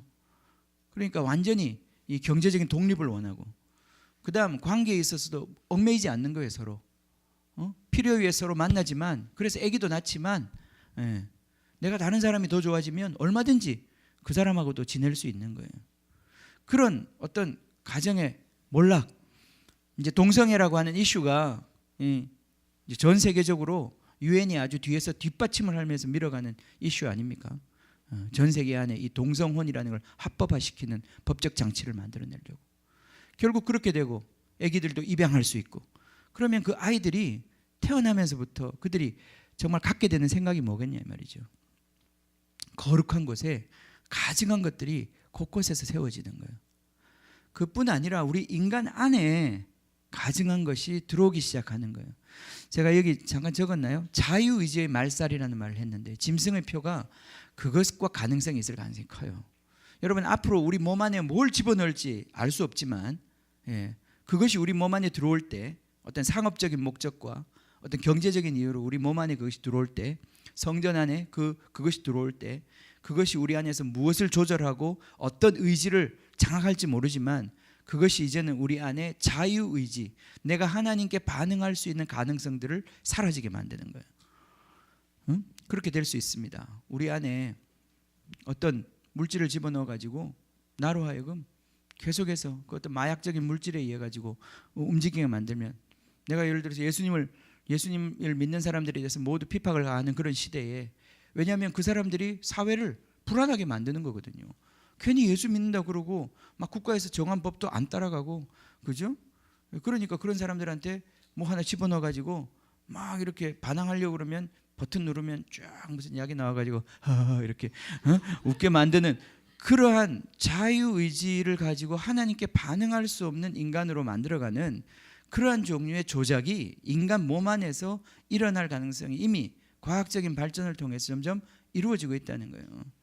이런 게임이나 뭐 영화나 이런 걸 가지고 생각을 장악하는 것을 넘어서서 이제는 우리 몸 자체의 호르몬 계열이나 이 모든 이 신경 계열을 장악해 가려고 하는 그러한 시도까지도 이미 우리는 눈으로 보는 시대에 살고 있단 말이죠. 이 성소에 하나님이 싫어하시는 것. 우리가 자유의지가 없어지면 어떻게 됩니까? 더 이상 복음을 전해도 자기가 사랑으로 자유로 반응하지 못하면 그 사람에게는 심판밖에 없는 거예요. 복음을 전할 필요가 없잖아. 그 사람이 그 복음을 듣고 사랑으로 반응할 수 있는 가능성 자체가 없어진다면 그는 더 이상 하나님이 지으신 하나님의 형상을 가진 인간이라고 말할 수가 없단 말이죠. 동물이나 똑같아지는 거예요. 그런데 지금 우리 과학의 발전이라는 이름으로 또 정치적인 어떤 목적을 위해서 세상은 점점 그 방향으로 효과적인 통제의 방향으로 나아가는데 그 안에는 엄청난 위험이 도사리고 있다는 거예요. 이런 것들이 징조로 보이는 거예요. 예, 이런 것들이 징조로. 우리가 깨달아야 하는 거예요. 주님을 알아야 하는 거예요. 주님과 함께 사는 삶이 무엇인지 알아야 하는 거예요. 예. 자, 인간 안에 어떠한 종류의 조작이 일어날 거예요. 이 조작은 아주 심각한 인간성의 파괴로 가져올 거예요. 지금 이제 드러나진 않았지만 어떤 일이 일어날지 우리는 알 수 없습니다. 제가 복제 인간도 한참 얘기가 많이 됐었는데 지금도 이제 다른 동물들은 다 복제가 가능한 거 아니에요, 그죠? 인간에 대한 복제도 사실상 기술적으로 법적으로 허용만 된다면 벌써 많이 시도했을 것이고 이미 시도했을지도 몰라요. 우리 복제양 돌리가 나올 때 그게 어디 세포를 가지고 돌리 만들었습니다 이렇게 안 했거든요. 이미 다 큰 양을 데리고 나와가지고 이 양을 보십시오. 이 양이 바로 유전자 복제를 통해서 만들어진 돌리입니다. 그렇게 되는 거예요. 인간 복제도 마찬가지 아니겠어요? 오늘 막 사람들이 박수치고 했던 연예인이 자 보십시오. 이 사람이 바로 복제 인간입니다. 그럴 수 있는 거예요. 그게 뭐 아기 때 말하겠어요? 내가 볼 때는 정말 그런 프로젝트가 가동되고 있다면 다 키워가지고 적어도 한 12살 많으면 20살 정도까지 키워가지고 보십시오. 그 말은 그 인간 복제가 언제 이루어졌다? 20년 전에 이루어졌다는 거예요. 지금 어디선가 자라고 있을지 모르는 일이에요, 그죠? 저 어디 러시아에서 자라고 있을지, 미국의 어디 저 CIA에서 자라고 있을지, 아니 북한에서 자라고 있을지. 북한 내가 볼 때 믿을 수가 없어. 뭔지 또 다 할 그런 집단인 것 같아, 그죠? 그럴 수 있어요. 중국도 내가 못 믿겠어. 중국도 뭔 짓을 다 할 수 있는 사람들이라 실컷 다 해놓고는 보십시오. 이게 복제 인간입니다. 여러분 복제 인간은 자유의지가 있을까요, 없을까요? 있을까요? 굉장히 질문해볼 질문이에요, 그죠? 복제 인간 자유가 있을까 없을까? 영화에서는 자유가 있어요, 없어요? 영화를 안 봐서 모르는군요. 계속 안 보는 게 좋은 거예요. 여러분 이 생명의 경계, 인간의 본질, 인간의 경계, 이 모든 것들이 지금 굉장히 급속도로 위협받고 있는 시대에 우리가 살고 있어요. 그리고 모든 것이 상업화되는 시대에 살고 있어요. 자, 한 가지 얘기만 하고 마칠게요. 어제 우리 집에 조그마한 서랍장이 하나 필요해가지고 중고나라 뒤지다가 이제 어떤 중고나라 이제 안양에 있는 어떤 집에 있는 가구를 이제 가져오기로 이제 거래가 됐어요. 그래서 분명히 사진으로 볼 때는 꽤 괜찮았는데 딱 가서 보니까 이거 5,000원 주고 버려야 되는 거를 나한테 2만 원에 판다 이런 느낌이 딱 드는 거예요. 근데 첫 느낌이 좀 그랬어요. 이 가구가 좀 사진에서 보는 것만큼 이렇게 깨끗하지 않은 것 같은 느낌 때문에. 그래서 이게 지금 그게 이제 2만 원이었는데 2만 원을 주는 게 갑자기 굉장히 아까운 거예요. 그래가지고 우리 사모님이 이걸 깎아볼까 하다가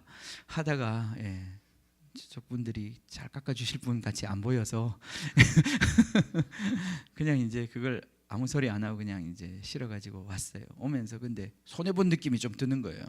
그래서 그러다가 이제 그 사람 흉도 보고 이제 막 이런 물건 어떻게 팔 수 있어 막 그러면서 이제 오다가 우리 성령이 계신 게 정말 감사해요, 그죠? 회개를 했어요. 오다가 저 사람은 그래도 이 물건을 10만 원 정도 주고 샀다는데 자기 생각에는 이게 그 정도의 가치가 있다고 생각해서 주는 거지. 내가 받는 사람 입장에서 그게 아닌 것 같아가지고 좀 마음이 섭섭한 건데 자기는 또 충분히 그렇게 가치가 있다고 생각할 수 있는 거거든요, 그죠? 그러면서 이제 그동안 이제 우리가 이 중고나라를 통해 가지고 득템을 했던 것에 대해서 좀 회개를 했어요. 결국은 득템이라고 하는 것이 누군가의 손해 때문에 나한테 이익이 온 건데 그걸 내가 너무 즐거워하고 그거에서 너무 행복해하고 은혜를 받고 하나님 이걸 준비해 주셨어 늘 그 생각에만 머문 거에 대해서 이게 누군가는 손해를 봐야 누군가는 이득을 보는 건데 너무 남의 소유를 남의 물건을 탐하는 이 탐욕이 내 안에 있구나. 그러면서 그 돈 2만 원에 사람과 사람의 관계를 그런 식으로 만들어가는 것에 대한 회개를 같이 오면서 한참 처음에는 불평하고 험담하다가 꽤 길잖아요. 안양에서 여기까지 오는데 한 30-40분 걸렸는데 성령이 임하셔가지고 회개로 끝났어요. 그러면서 회개로 끝났는데 생각을 바꾸니까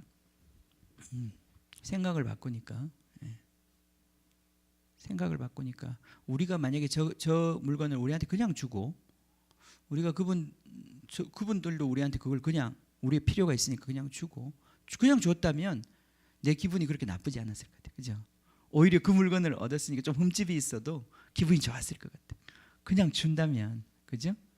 그리고 나도 그분들을 축복해서 내가 그냥 2만 원 식사나 한번 맛있게 하시라고 준다고 생각하면 그걸 거래라고 생각하면 우리의 마음이 상대방에 대해서 굉장히 이상한 마음, 그죠? 그 마음을 갖고 상대방을 미워하게 되는데 그게 아니라 저 사람 나한테 거저 준 거고 나도 저 사람을 그렇게 축복한 거다 이렇게 생각하니까 내가 준 것도 아까운 게 아니고 내가 받은 것도 모자라는 게 아니더라고요, 그죠? 그것을 돈으로 매치시키니까 거기에 상인들의 생각이 들어오는 거예요, 그죠? 상업적인 생각이 들어오는 거예요, 그죠? 그 생각이 들어올 때 이 세상의 모든 관계들을 다 파괴해가는 거예요. 다 거래 관계로 만들고 다 계산하는 관계로 만들어서 저 사람을 그것 때문에 어떤 때는 조금 더 얻어서 기뻐하고 어떤 때는 손해봐서 그 사람을 미워하는 거예요. 그런데 우리가 이 물질주의적인 세계관을 깨트리면 이 바벨론의 세계관을 깨트리면 모든 사람 사랑할 수 있어요. 그걸 5천 원에 사올 수도 있고 100만 원에 사올 수도 있는 거예요. 그게 문제가 되는 게 아니에요. 돈에 얽매인 사람이 되는 게 아니에요. 여러분 잘 들으세요. 왜 바벨론이 멸망하는지를 보셔야 해요. 성전에서 결국은 여기 멸망할 가증할 물건이라는 게 뭡니까? 예수님이 성전에 딱 들어왔는데 거기 양 팔고 소 팔고 돈 바꾸던 그 사람들이 가증한 것들이었어요, 그죠? 예수님이 그들을 쫓아내신 거예요. 결국 그 가증한 것들이 거기 서 있었던 거예요. 그건 누구냐? 장사하는 사람들이에요. 장사하는 스피릿이에요. 결국은 장사꾼의 그 마인드가 이 세상을 붙잡고 있고 그것이 결국은 성전을 더럽히고 있었던 거예요. 우리 인간은 장사하기 위해 만든 존재가 아니에요, 그죠? 우리 인간 안에 뭔가를 집어넣어서 조작하려고 하는 것도 결국은 이 경제 논리가 다 들어가기 때문에 결국은 그걸 하는 거예요. 인간을 인간으로 대접하고 존귀하게 대접하면 그렇게 할 수 없는 거예요. 마지막으로 말씀 한 군데만 봅시다. 스가랴서 보세요. 스가랴서에 보면 14장 스가랴서 구약 1327페이지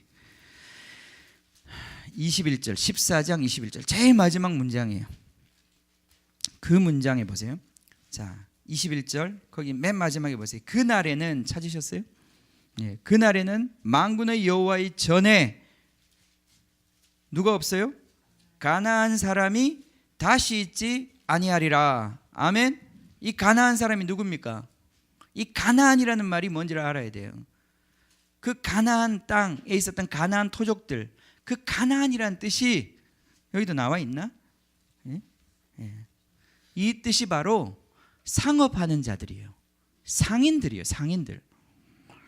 그 여호와의 전에 하나님이 새로 만드시는 성전에는 가나안인 장사꾼들이 없을 것이라는 말이에요. 아멘. 네. 장사꾼이라는 뜻이에요. 그 뜻이 가나안 사람. 원래 가나안 땅에 살았던 가나안인이라고 하는 토족 그 원주민들은 장사에 거래에 굉장히 능했던 사람들이. 그 사람들은 그것으로 치부하는 사람. 그 이스라엘 땅 자체가 교역의 중심지잖아요. 제국들 사이에 있으면서 물건을 교역하면서 엄청난 부를 축적하는 곳이. 바로 그 가나안인들은 엄청난 상인들이었고 장사꾼이었어요. 그 사람들이 다시는 없을 것이다. 예. 여러분, 장사하는 게 죄라는 뜻입니까? 그게 아니에요, 그죠? 예수님은 장사꾼에 대한 비유도 많이 드셨어요. 정말 지혜로운 장사꾼이 되어야 된다고 말씀도 많이 하셨어요. 그러나 우리가 지금 거부해야 되는 것은 장사 자체가 아니라 상업적인 스피릿이에요. 장사꾼의 스피릿이에요. 사람을 자기의 이익을 위해서 사고 파는 이 스피릿이에요. 사람을 돈으로 환산해서 바꾸어 버리는 이 세상의 가치관이에요. 이것을 거부해야 되는 거예요. 이것이 결국은 심판받게 될 것이에요. 그것이 점점 더 이 상업화, 물질주의, 사람의 영혼을 돈으로 사고 파는, 여러분, 유현진 선수가 몇억, 200억의 돈을 받고 재계약을 했다. 우와, 하지 마세요. 200억이든 2천억이든 장사꾼의 스피릿인 거예요. 이 세상을 뒤덮고 있는 모든 것들이 다 계산될 거예요. 이제는 여러분, 진짜 이제 그런 시대 아닙니까? 이제는 물건 하나도 다 가치가 정해져 있어요. 이제는 100원을 주면 100원짜리 먹지, 옛날처럼 운이 좋아서 100원 줬는데 1000원짜리 먹는 일이 없더라 이 말이에요. 그죠? 100원짜리는 100원짜리고 1000원짜리는 1000원짜리고. 이제는 모든 게 다 가치. 인간도 마찬가지예요. 10,000원짜리가 있고 100,000원짜리가 있고 100만원짜리가 있고. 이 세상의 이 가치의 시스템, 피라미드 시스템 속에서 모든 인간들이 종속되어 가고 자유의지가 말살되는 그 시대가 오는데, 그때 읽는 자는 깨달을진저, 있는 자는 깨달을진저. 그 사회에 우리가 종속되어서 놀아날 일이 아니다 이 말이에요. 그죠? 예. 주님의 나라가 오고 있습니다. 같이 기도하겠습니다. 자, 오늘 예배가 좀 많이 길었네요. 예, 말씀이 길었는데, 자, 이 시대를 보는 눈을 우리가 키워주시기를 원합니다. 예, 여러분, 뉴스들 접할 때마다 뭐 세상이 말하는 대로 두려워하거나 세상이 말하는 대로 우리가 요동하거나 그럴 필요가 없습니다. 우린 주님의 나라를 바라보는 자들입니다. 어떻게 살아야 될지 주님께서 인도해 주실 것입니다. 우리가 가진 것들로 어떻게 사랑을 표현하고 우리가 가진 것들로 어떻게 영혼을 구원할지 주님께서 말씀하실 것입니다. 예, 같이 오늘 우리 들었던 말씀들 다시 한번 생각해 봅시다. 기억해 봅시다. 기도하겠습니다.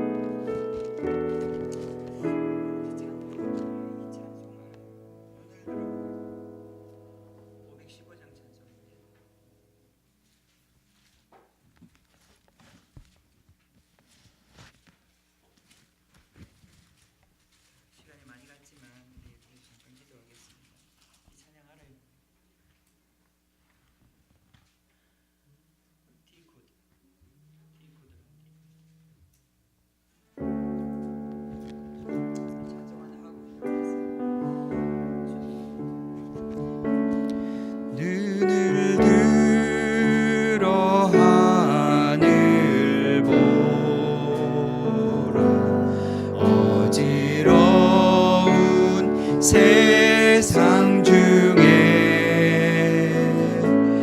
곳곳마다 상한 영의 탄식 소리 들려온다.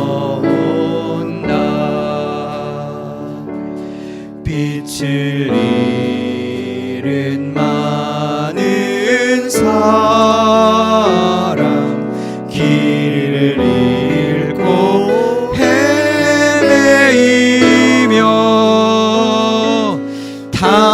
바다처럼 기지나니 믿는 자여 이할고. 찬송가 515장입니다. 눈을 들어 하늘 보라. 어두워진 세상 중에 외치는 자 많건만 생명수는 말랐어라. 죄를 대속하신 주님 선한 일꾼 찾으시나. 대답하리오니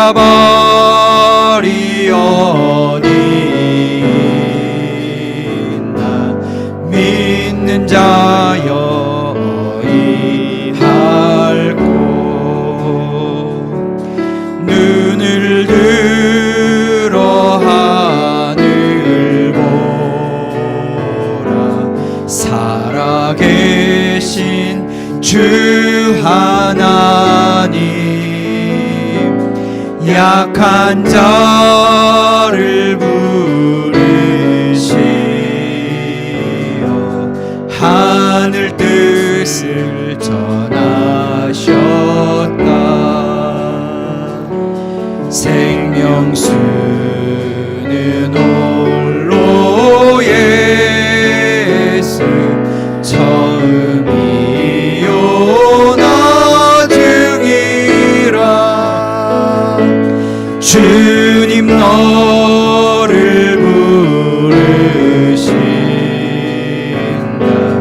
믿는 자여 이할고. 눈을 들어 하늘 보라. 다시 사신 그리스도 만 백성을 사랑하사 오래 참고 기다리시네.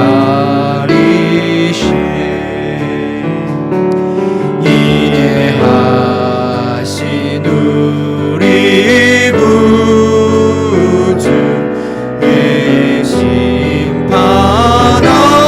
심판하시는 날 곧 가까이 임하는데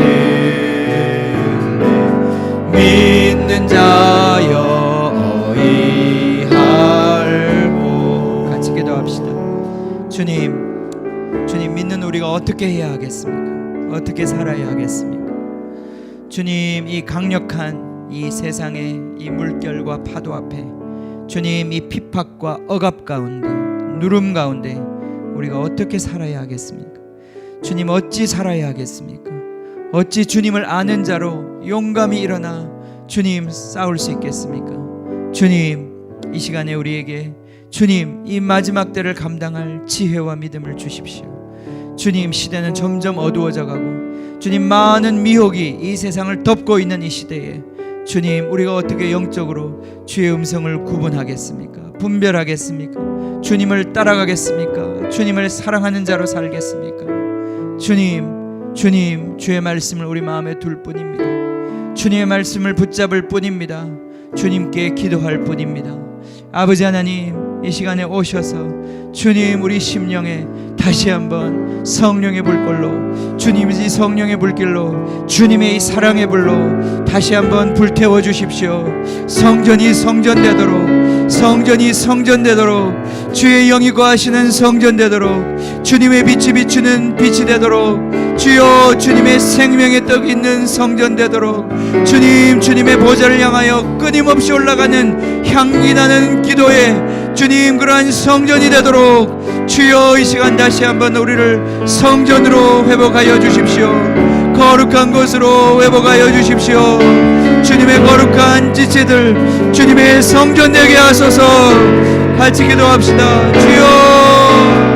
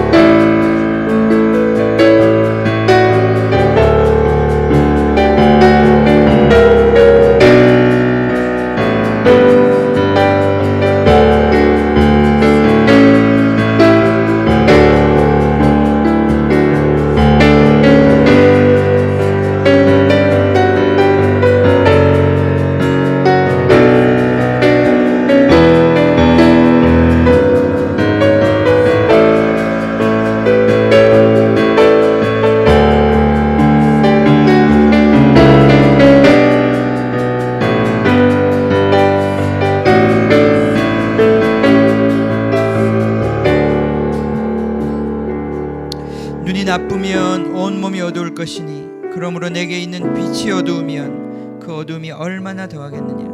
한 사람이 두 주인을 섬기지 못할 것이니 혹 이를 미워하고 저를 사랑하거나 혹 이를 중히 여기고 저를 경히 여김이라. 너희가 하나님과 재물을 겸하여 섬기지 못하느니라. 그러므로 내가 너희에게 이르노니 목숨을 위하여 무엇을 먹을까 무엇을 마실까 몸을 위하여 무엇을 입을까 염려하지 말라. 목숨이 음식보다 중하지 아니하며 몸이 의복보다 중하지 아니하냐. 공중의 새를 보라. 심지도 않고 거두지도 않고 창고에 모아들이지도 아니하되 너희 하늘 아버지께서 기르시나니 너희는 이것들보다 귀하지 아니하냐. 너희 중에 누가 염려함으로 그 키를 한 자라도 더할 수 있겠느냐. 또 너희가 어찌 의복을 위하여 염려하느냐. 들의 백합화가 어떻게 자라는가 생각하여 보라. 수고도 아니하고 길쌈도 아니하느니라. 그러나 내가 너희에게 말하노니 솔로몬의 모든 영광으로도 입은 것이 이 꽃 하나만 갖지 못하였느니라. 오늘 있다가 내일 아궁이에 던져지는 들풀도 하나님이 이렇게 입히시거든. 하물며 너희일까 보냐. 하물며 너희일까 보냐. 믿음이 작은 자들아. 그러므로 염려하여 이르기를 무엇을 먹을까 무엇을 마실까 무엇을 입을까 하지 말라. 이는 다 이방인들이 구하는 것이라. 너희 하늘 아버지께서 이 모든 것이 너희에게 있어야 할 줄을 아시느니라. 그런즉 너희는 먼저 그의 나라와 그의 의를 구하라. 그리하면 이 모든 것을 너희에게 더하시리라. 아멘. 아멘. 주님, 하나님 나라, 주님 장차 오고 있는 이 하나님의 나라, 주님 우리가 어떻게 알아보겠습니까? 어떻게 그것을 먼저 구하겠습니까? 주님, 우리에게 이 적은 믿음을 주님 더하여 주십시오. 주님, 믿음을 더하여 주십시오. 주님, 이 마지막 때를 감당할 수 있는 주의 자녀들, 주의 성도들 되게 하여 주시옵소서. 지금은 우리 주 예수 그리스도의 은혜와 하나님 아버지의 크신 사랑과 이 마지막 때를 이기게 하시며 견디게 하시는 성령님의 코이노니아가 주님 이 종말의 말씀을 듣고 깨어 일어나 주님을 섬기고 주님을 따르고자 하는 사랑하는 주님의 제자들 머리 위에 지금부터 영원히 함께 하시기를 간절히 축원하옵나이다. 아멘. 아멘.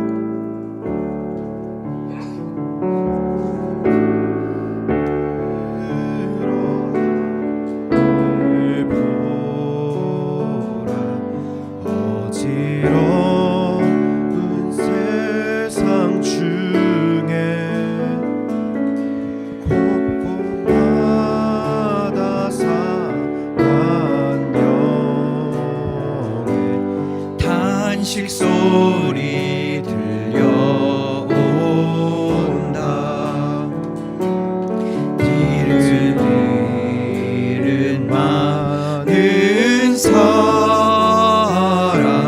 길을 잃고 헤매이며 당자처럼 기진하니 믿는 자여 이 알고 눈을 들어 하늘 보라.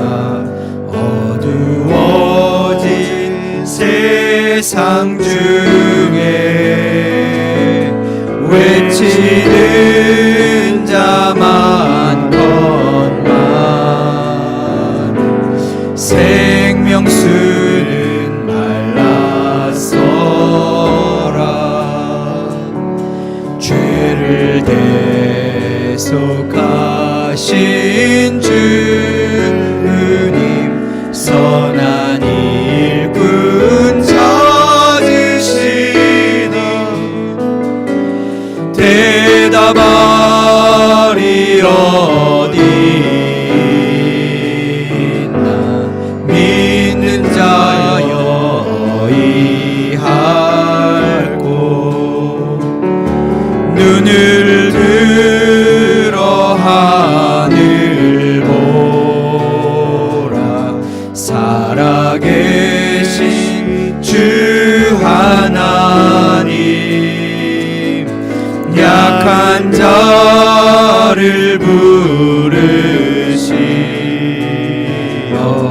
하늘 뜻을 전하셨다. 생명수는 홀로 예수 처음이요 나중이라. 주님 너를 부르신다. 믿는 자여 이할고 눈을 들어 하늘 보라. 다시 사신 그리스도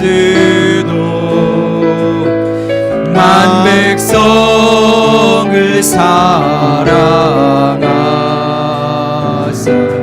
오래 참고 기다리네.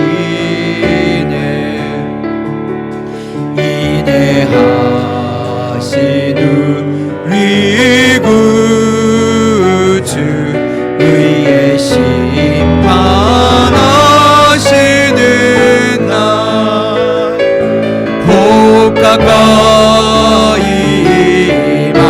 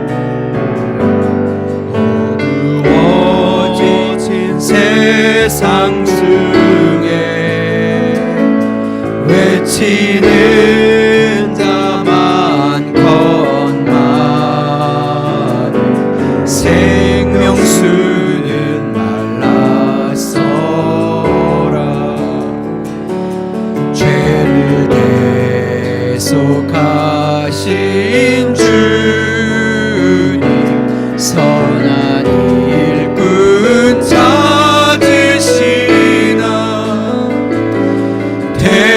대답하리 어디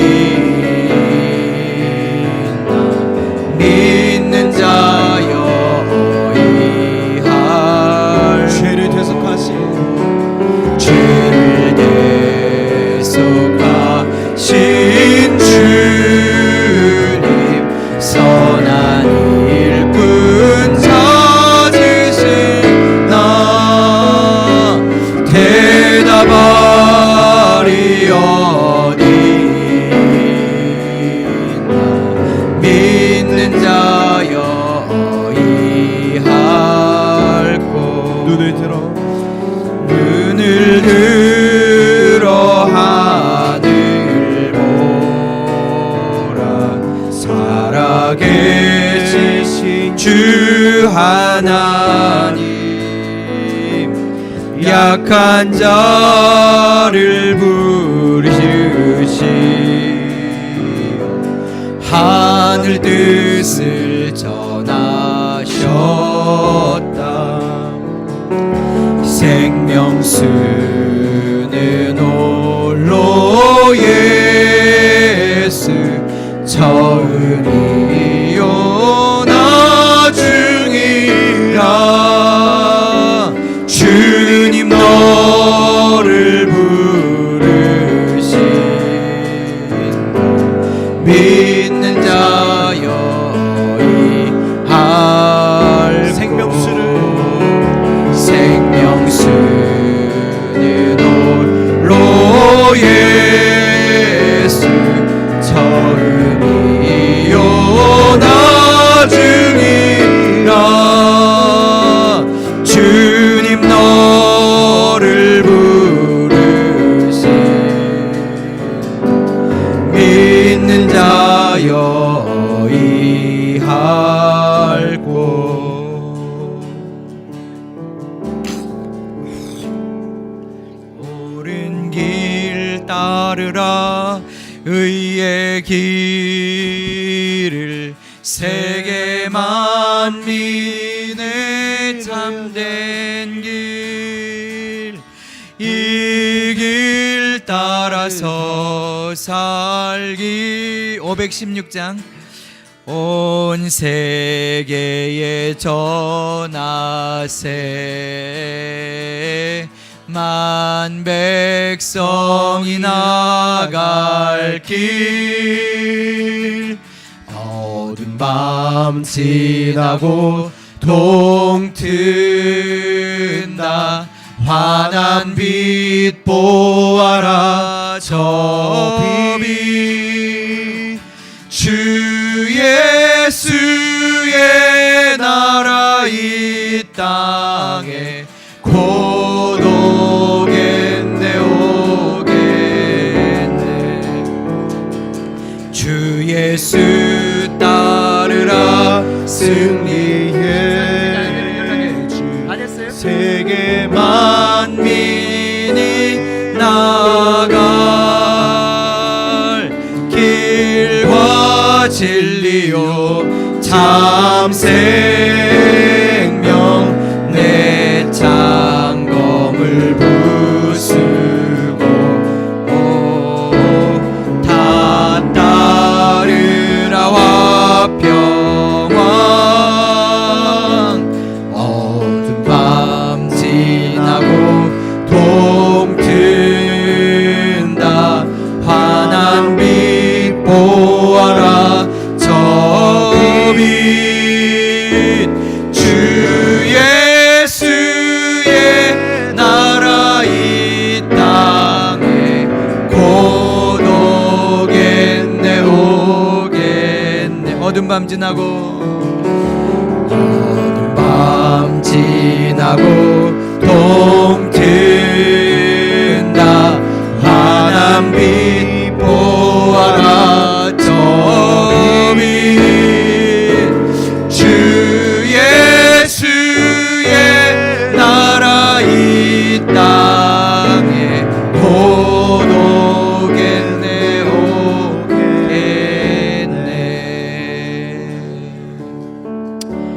아멘. 아멘. 우리 식사합시다. 우리 식사합시다. 우리 식사합시다. 우리 식사합시다. 우리 식사합시다. 우리 식사합시다. 우리 식사합시다.